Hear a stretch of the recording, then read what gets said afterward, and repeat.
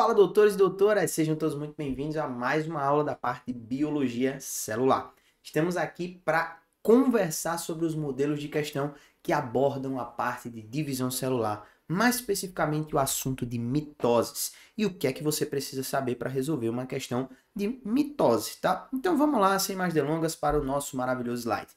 Olha para esse modelo de questão aqui. Olha para esse modelo de questão aqui. Olha só. Ele vai falar aqui sobre o uso de um fármaco para combater o câncer, tá certo? Então ele está falando de um quimioterápico.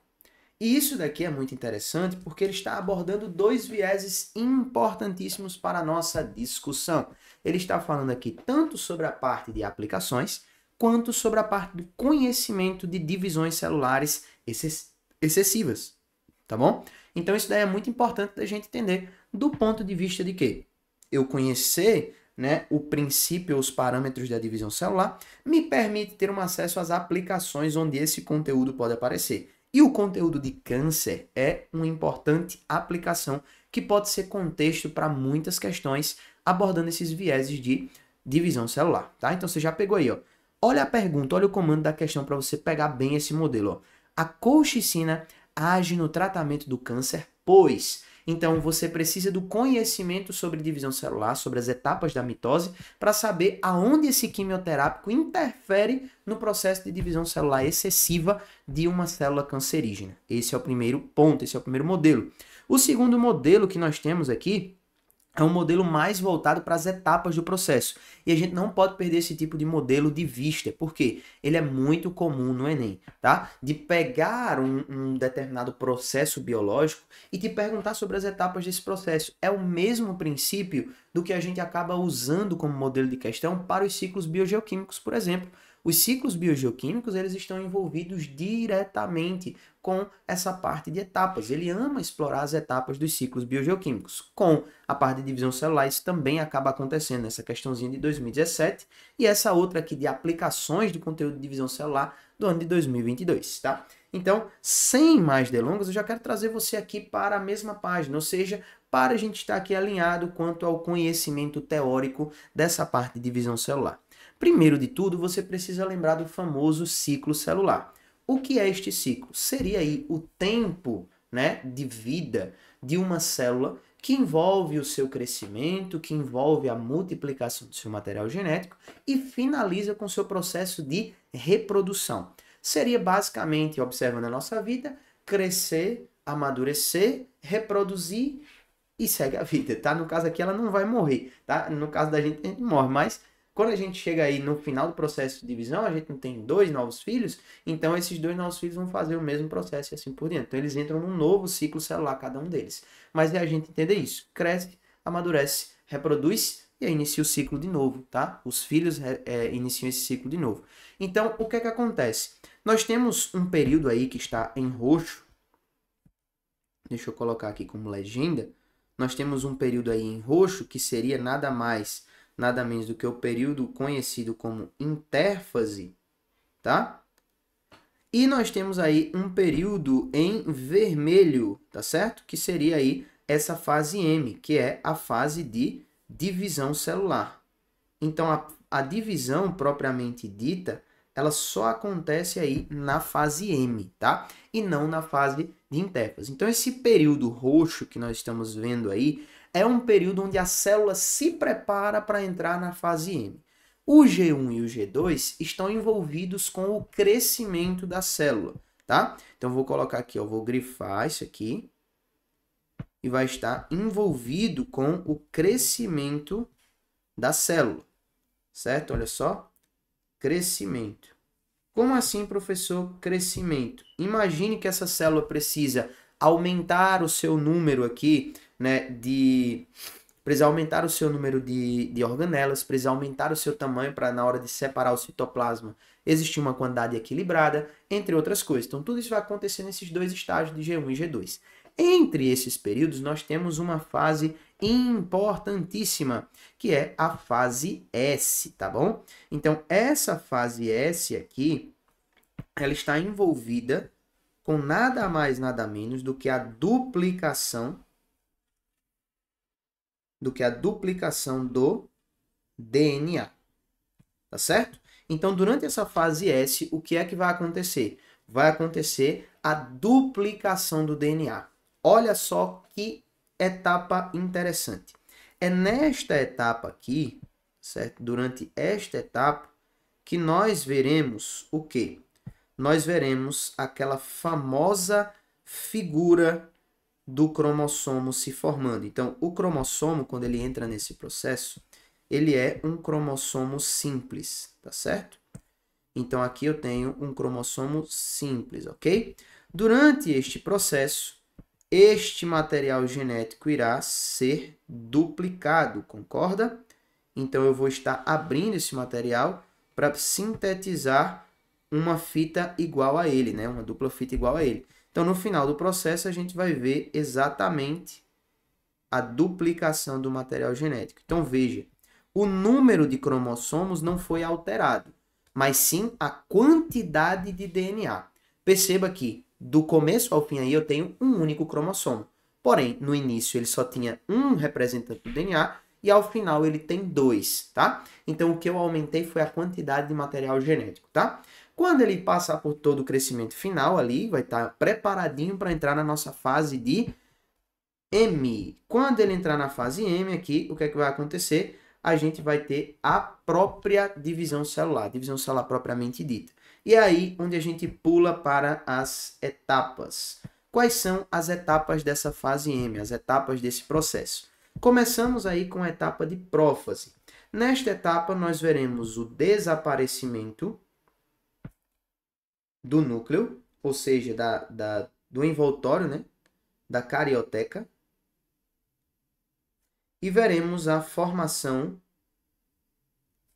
do fuso. Então, esses são os dois marcos principais que vão estar acontecendo visualmente nesta célula, tá? Então, vou representar aqui com um desenhozinho. Então, você vai ver aqui, ó, o envelope nuclear, ele vai desaparecer, tá? Então, veja aí que ele já está se esfacelando. E eu vou ter aqui justamente, ó, a formação do fuso. Como assim, professor? Que fuso é este? Olha só, eu tenho 2 cromossomos aqui, tá?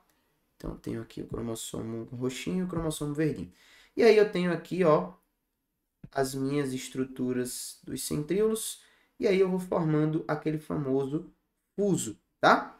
Quando chegar na metáfase, eu vou ver o quê? Eu vou ver a formação da placa metafásica. Essa formação da placa metafásica vai ser nada mais, nada menos do que um alinhamento desses cromossomos no plano equatorial da célula, ou seja, todos eles estarão ali no meio para poder nós conseguirmos visualizar toda a completude. Ó. Aí aqui o fuso já está formado. Então, o fuso pega em cada um desses cromossomos aqui, ó, porque é ele que vai tracionar essa galera lá nos finalmente, tá certo? Quando a gente chega da anáfase, por sua vez, nós teremos agora a separação das cromátides irmãs. Então, professor, o que é que vai estar acontecendo nessa etapa? Eu vou ver esse fuso sendo reduzido, então ele vai dar uma tracionada nesses bracinhos do cromossomo e vai separar eles, vai cada um para um seu lado. Então, olha só, fiz uma tração, veja que houve um encurtamento, e aí eu fico com um bracinho para cá e o outro bracinho para cá, certo? E aí a gente tem aqui exatamente esses quiridões bem organizadinhos, bem separadinhos aqui, ó. Tá certo? Então, veja que houve esse tracionamento. Quando eu chegar na telófase, o que é que vai acontecer? Vai iniciar o reaparecimento de tudo que desapareceu na prófase. Então, o núcleo volta a se estruturar e agora sendo formado em 2 polos da célula, onde eu tenho cada um dos bracinhos dos meus cromossomos que eu tinha lá no começo, tá? Então, a mesma coisa vai estar aqui, ó, sendo repetida, beleza? E aí eu vou começar um processo de separação centrípeta. Então veja que vai em direção ao centro essa força que vai gerando um estrangulamento do citoplasma e vai causar ali, ó, a separação do citoplasma, certo? Que vai culminar na formação de duas células ao final do processo. Por que eu coloquei aqui um asterisco nessa separação do citoplasma? Porque ele começa ainda dentro da telófase, tá certo? Então não é uma fase que é posterior. Ela começa ainda aqui dentro e ela continua depois também, tá certo? Até que eu tenha aqui, ó, a origem das minhas duas células. E aí eu quero que você preste bastante atenção nesses finalmente aqui, porque, olha só, ao final deste processo, eu tenho quantos cromossomos em cada célula? Veja que eu tenho 2 tracinhos. Isso significa dizer que eu tenho 2 cromossomos, tá bom?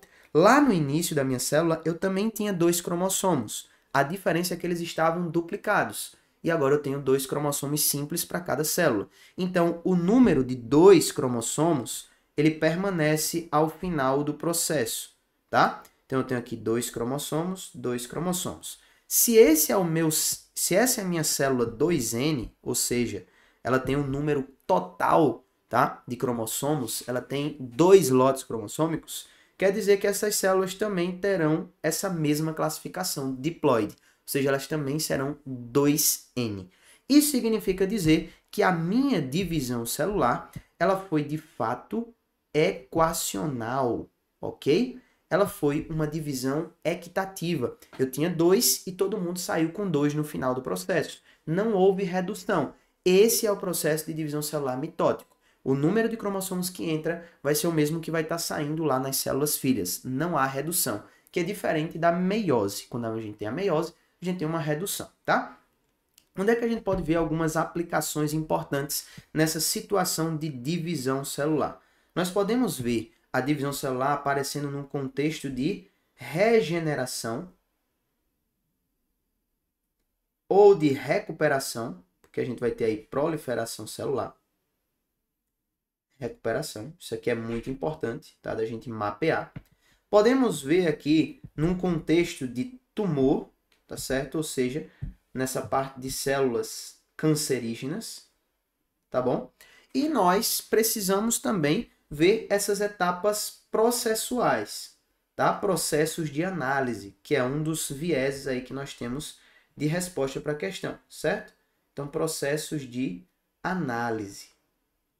Então, se eu quero estudar uma célula, se eu quero estudar, né, a quantidade de cromossomos ou como é o processo, né, de formação desses cromossomos, assim por diante, vai ficar mais fácil em algum momento de eu achar um melhor cenário para estudar isso. Então, com base nessas informações, você consegue agora mapear muito direitinho o que você precisa para resolver questões modelo como as que a gente apresentou lá no início. Então vamos lá, vamos voltar para a primeira, tá certo? Vamos voltar para a primeira questão, vamos resolver junto. Olha só.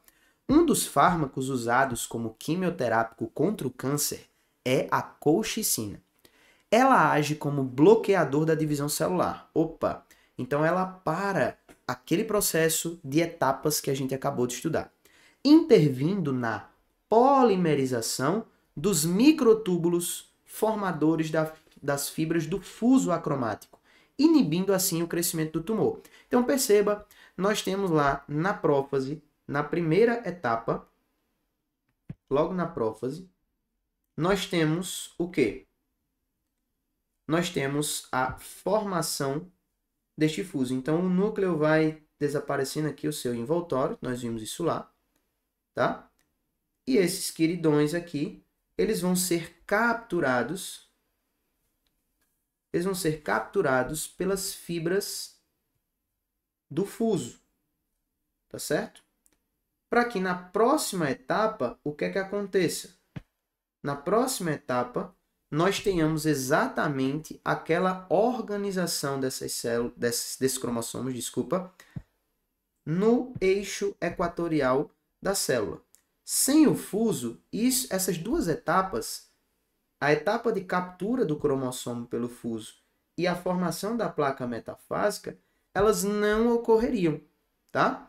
Então, neste sentido, a gente não teria o processo de divisão celular. Então, é isso que a colchicina está fazendo. Ela impede a formação do fuso. Ela impede aqui, ó, ela é um bloqueador, né, da polimerização dos microtúbulos formadores do fuso, tá certo? Então, esse é a principal informação da nossa questão. Letra A. Não, vamos lá para o comando, desculpa. A colchicina age no tratamento do câncer, pois... Letra A. Inibe as atividades da mitocôndria. Ele falou que para a produção de energia? Não, não tem nada a ver, tá? Diminuindo a ATP? Também não. Letra B. Ele bloqueia a síntese proteica, o que impede a polimerização dos microtúbulos. Ele também não falou que atua sobre a tradução da informação que gera as proteínas. Não. Ele impede a montagem daquele fuso, tá? Então não é a proteína que forma ele, tá certo? Então vamos lá. Letra C. Impede a polimerização do fuso, isso daí está descrito na própria questão, que promove a condensação da cromatina. Aí não. A condensação da cromatina ela já está feita quando a gente inicia a formação do fuso. O que é a condensação? É formar o cromossomo. Então o cromossomo já está condensadinho ali, prontinho para receber, né, esse atracamento aí das fibras do fuso. Então essa segunda parte não faz sentido. Letra D. Causa a despolimerização das proteínas do fuso, impedindo a separação das células filhas no final da mitose. Não faz sentido. Por quê?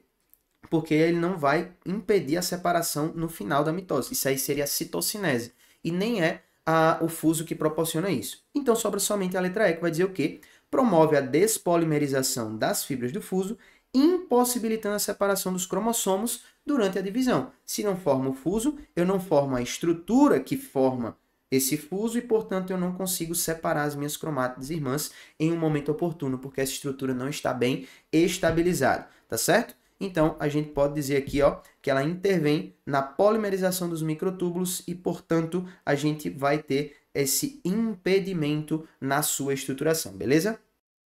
Agora nós podemos ir para o nosso segundo modelo de questão. Esse daqui ele é um tanto mais simples. Olha só, ele está envolvido com aquela aplicação que nós estudamos dos processos de análise, tá? Que é exatamente o quê? Olha o contexto. Para estudar os cromossomos, é preciso observá-los no momento em que se encontram no seu ponto máximo de quê? No seu ponto máximo de condensação, tá? A imagem corresponde ao tecido da raiz de uma cebola, visto no microscópio, e cada número marca uma das diferentes etapas do seu ciclo celular, aqui da divisão celular, tá bom? Então, olha só, qual número corresponde à melhor etapa para que esse estudo seja possível? Então, veja, o melhor cenário para a gente estudar, né, o arcabouço de cromossomos dessa célula ou de qualquer outra é quando ela está aí no seu nível de organização máximo, que é quando tudo está condensado e bem organizadinho no meio da célula, tá certo? Então seria aqui na etapa de quem? Na etapa da metáfase, tá certo? Se você perceber aí, nós temos aqui A1, onde o núcleo ainda está interposto, então a gente nem começou o processo de divisão ainda. Perceba que tem pouquíssimo material aqui condensado, ó, só essas partes mais escuras. Em 2, a gente já vê uma desestruturação do núcleo, então talvez esteja começando o processo de prófase aqui, e a gente já vê um material mais condensado, mas ainda muito difuso, muito disperso. Mas em 3, ó, agora a gente nem enxerga mais o núcleo, enxerga todo mundo já condensado aqui. Em 4 e 5, as coisas já passaram um pouco do ponto, porque aqui eu já vejo que está separando, e aqui já está completamente separado. Então, para estudar já não é tão bom, porque a gente já está aí com movimento meio que em execução. Então, o melhor cenário para estudar, né, os cromossomos dessa célula seriam exatamente quando elas estiverem em 3, porque elas vão estar aí nesse estágio de máxima condensação e organização ali no centrinho da célula, beleza? Então ficaria muito mais fácil de eu conseguir observar tudo que é necessário, tá? Então por isso a gente ficaria aqui com a resposta na letra C, número 3. Então a gente fica aqui com esse modelo de questão que explora as etapas do processo visualmente falando. Isso aqui é muito importante. E agora você tem material suficiente para responder os modelos de questão que o Enem costuma cobrar sobre o assunto de divisão celular. Eu estou aqui para levar você até o seu 15 de 15 em biologia. Qualquer dúvida, você comenta aqui embaixo que eu vou ter o maior prazer em te responder. E vamos junto até o final, beleza? Cheiro no teu coração, ama a biologia e a gente se vê na próxima aula. Valeu!